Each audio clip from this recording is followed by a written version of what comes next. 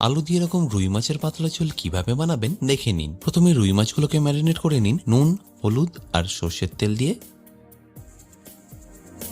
তারপর একটা মিক্সিতে টমেটো আর কাঁচা লঙ্কা দিয়ে ভালো করে একটা স্মুথ পেস্ট বানিয়ে নিন। এছাড়াও আরো একটা পেস্ট বানাতে হবে, তার জন্য লাগবে আদা, গোটা জিরে আর শুকনো লঙ্কা। আর আলুগুলোকে পারলে এইভাবে বড় বড় করেই কেটে নেবেন। তারপর একটা পাত্রে সর্ষের তেল নিয়ে মাছগুলোকে একটু কড়া করেই ভেজে নিন। আর তারপরেই একই তেলে ভেজে নিতে হবে আলুগুলো।